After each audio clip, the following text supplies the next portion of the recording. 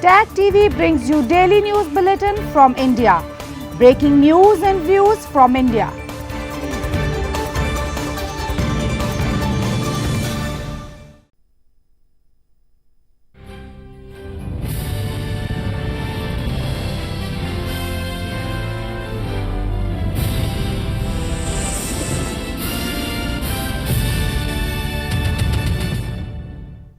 Good evening. Welcome to South Asia Newsline. I'm Surbhi Sharma. Here are the top stories we are tracking for you on Wednesday, the 15th of May. India releases 13 Pakistani prisoners as goodwill gesture.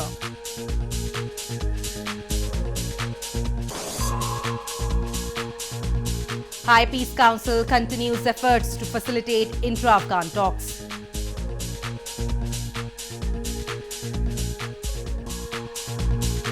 And Sri Lankan police arrests dozens after religious violence.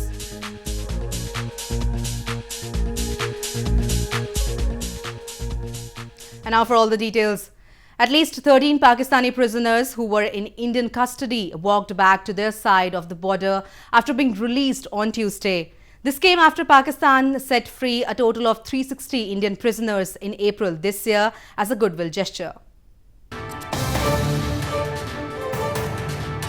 India released 13 Pakistani prisoners on Tuesday as a goodwill gesture at the Atari Wagah border in northern Punjab province.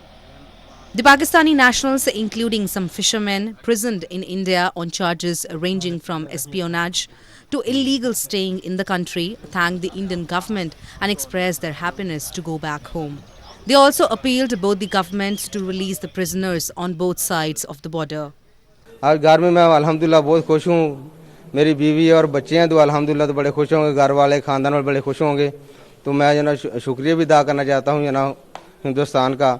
और मेरी जो सबसे बड़ी ख़ास जो बात है वो यही है कि इस मसले को आज इंसानियत हल किया जाए, खुदा की कसम. हाँ, जासूसी का तो लगाया गया था हमारे ऊपर केस. और वैसे जो है हमें तो सिर्फ वो इंडिया घूमने की इच्छा थी, इस वजह से आए थे. वो हम क्या, बहुत से लोग हैं जिनको इच्छा है यहाँ पर घूमने की. Pakistan had released 360 Indian fishermen in their jails in 4 batches in April this year as a goodwill gesture. Due to the rocky relations between the two sides, prisoners who have completed their jail terms often languish in each other's jail for months, if not years, afterwards. In news from Pakistan, locals in Pakistan's Karachi city who use compressed natural gas or CNG operated vehicles have to face serious problems as gas stations remain closed for 2 days in a week. The use of CNG is the only option consumers have after fuel prices were increased substantially earlier this month, and they fear soon gas prices might also go up. Locals in Pakistan's Karachi city who use vehicles running on compressed natural gas or CNG have to face serious problems as CNG stations remain closed twice a week. The crisis exemplifies when a majority of public transport vehicles, including CNG-operated auto rickshaws, stay off the roads due to non-availability of gas supply. Locals have expressed the use of CNG is the only option they have after the government on May 6th once again increased fuel prices by up to 6.45%. They fear soon gas prices might also go up amid spiraling inflation in the country. बस यही करते हैं government जो नई आई है कुछ action ले इस पे.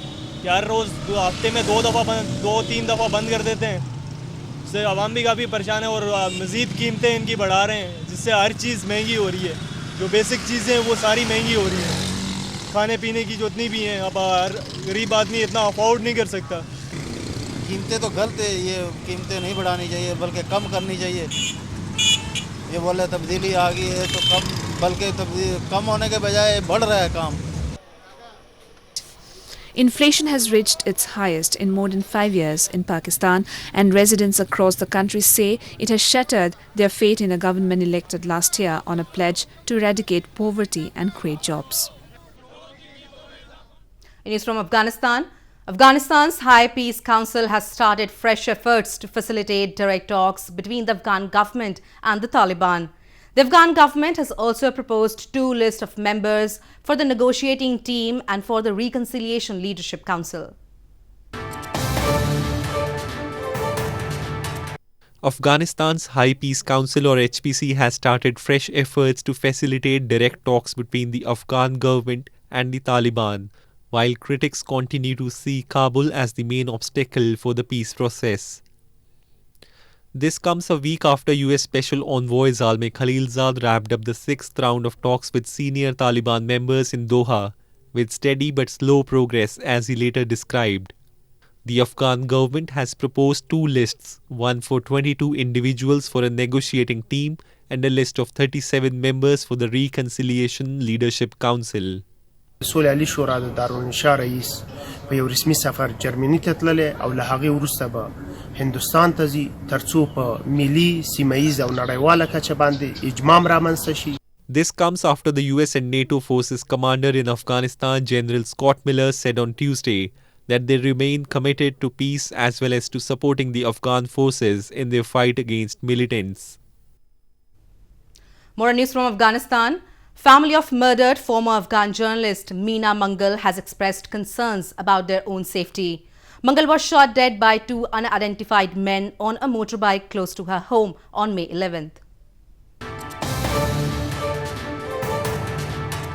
The family of a murdered female journalist in Afghanistan has expressed concerns about their own safety on Tuesday. Meena Mangal, a former television journalist and advisor to the Afghan Parliament Cultural Affairs Commission, was shot dead on May 11th by two unidentified men on a motorbike close to her home. There was no immediate word on the motive for the attack. هم فامیلی ما دا چی است؟ تا تهدید است. نه تنها من جانا تهدید کرده بلکه تمام فامیلی ما و 100% مطمئن هستیم که پلان خودم مثل که سر مینا جان عملی که سر فامیلی ما عملی میکنه ولو با یک طفل هم باشه. من بر خطایی فشارم بلند شد، قلبم بسته شدن بود، پایم رفتم در تشناب 2 ساعت لوز یخ سر خود درم کالای خود انداختم که در قلب مال حرکت پیدا شد که ما تا شفاخانه برسم. موتر گرفتیم، خلاص رفتیم شفاخانه. دادان شفاخانه شکیب جان در بغل ما را گرفت، گفت گریان نکو دلت کلان کو مینا شهید شده. The killing has drawn widespread condemnation and has highlighted the issue of threats to women during a heightened focus on women's rights ahead of a possible exit of foreign forces from Afghanistan and potential return of the hardline Taliban to a role in government. News from Sri Lanka. Sri Lankan police arrested dozens on Tuesday in connection with the spate of anti-Muslim attacks across the country over the past 3 days. Sri Lankan Prime Minister Ranil Wickremesinghe said the armed forces and the police have been given full power to control the situation.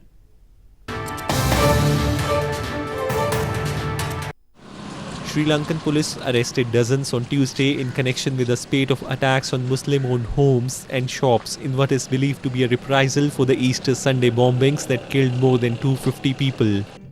Soldiers in armoured vehicles patrolled the towns hit by sectarian violence this week as residents recalled how Muslims had hidden paddy fields to escape mobs incensed over attacks last month. Islamic State claimed responsibility for the attacks on Easter Sunday that targeted churches and hotels, and there were fears of a backlash since then against the nation's minority Muslims.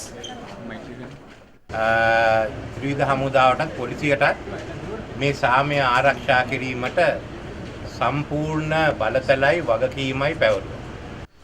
A nationwide curfew which was imposed by the police at 9 p.m. on Tuesday was lifted on Wednesday morning, media reports said. Several buildings were left damaged as the mobs reportedly attacked mosques and shops owned by Muslims. The flare-up, which began on Sunday, is the worst violence in 3 weeks since the April 21 bombings. A handicraft exhibition was recently organized in Srinagar city of India's northern Jammu and Kashmir province to provide a platform to the local artists to display their products in the open market and sell them directly to the customers. The exhibition was aimed at reviving the dying art forms of the Kashmir Valley.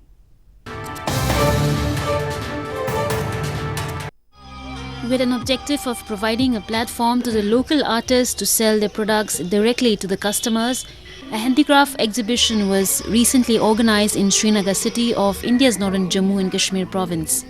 Scores of artists from across the Kashmir Valley during the exhibition displayed their products, including pashmina shawls, woolens, paper mache products and decorative items.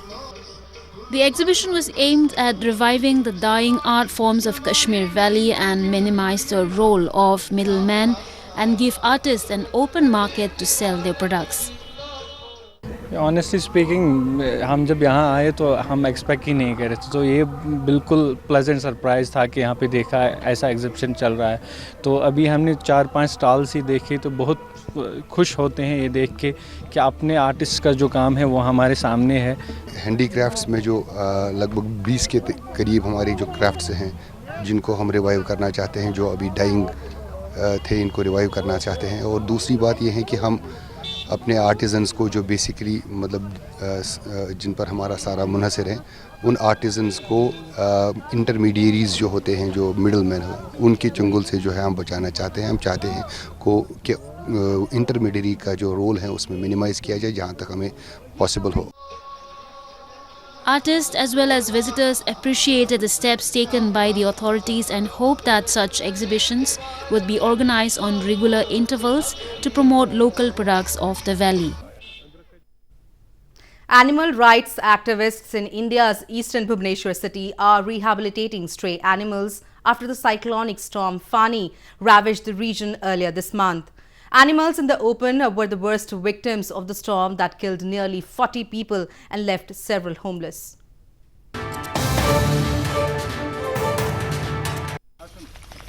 Animal rights activists in Bhubaneswar city of India's eastern Odisha province have taken up the responsibility of rehabilitating stray animals after the cyclonic storm Fani ravaged the region earlier this month.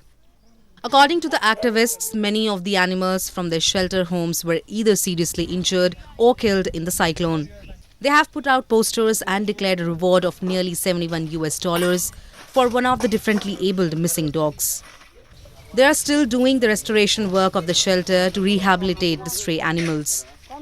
We came here and we found them, mostly we have around 15 paralyzed ones who cannot walk by themselves. So they all were scattered over here and there.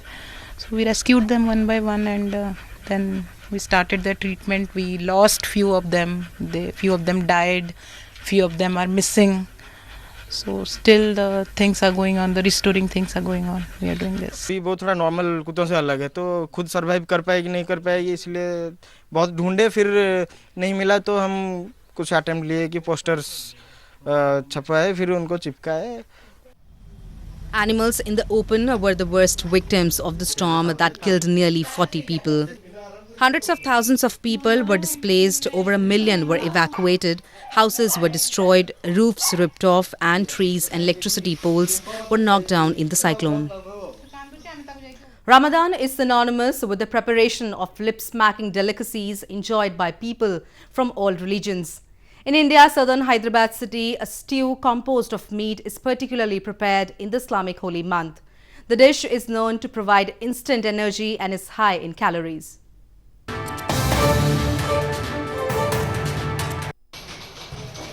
The ongoing Muslim holy month of Ramadan has brought with it the lip-smacking halim, which is the signature dish of India's southern Hyderabad city during the fasting month. Brick and mud ovens in front of eateries are a common sight, be it in the centuries-old markets around the historic monument Charminar or other parts of the city. The laborious process of making this sumptuous dish in large vessels spans over 10 to 12 hours on firewood. Hyderabad में बिरयानी का ऐसा famous है कि हलीम भी ये season में बिल्कुल ये 30 दिन जो है ना, हम लोगों बहुत खुशी से ये हलीम खाने वाले हैं। और जो है ना, यहाँ पर वो हिंदू मुस्लिम का सवाल नहीं है, 80% हिंदू खा रहे ये हलीम, तो पर्टिकुलरली ये सीज़न में। फिर ये हो गए बाद बहुत दिन ज़रा तड़पते, फिर कब आता रमज़ान बोल के वो दिन के वास्ते देखते रहते हम लोग। हर साल इंतज़ार करते हैं रमज़ान के लिए, हर आउटलेट पे जाके खाते हैं हम हलीम। हलीम बहुत पसंद है, हम रमज़ान कब आता बोल के इंतज़ार करते रहते हैं। Halim is primarily preferred for breaking the fast during iftar, the evening meal, due to its energizing nature, high nutritional value and soothing porridge-like texture. As the iftar time approaches, eateries serve piped hot halim garnished with caramelized onions, coriander and slices of lemon. Well, that's all we have for you from South Asia this evening. Now, our viewers can watch the show on SouthAsiaNewsline.com. You can also visit us on Facebook.com/SAsiaNewsline and follow us on Twitter @SAsiaNewsline. That's all in tonight's edition. We will see you same time tomorrow. Good night.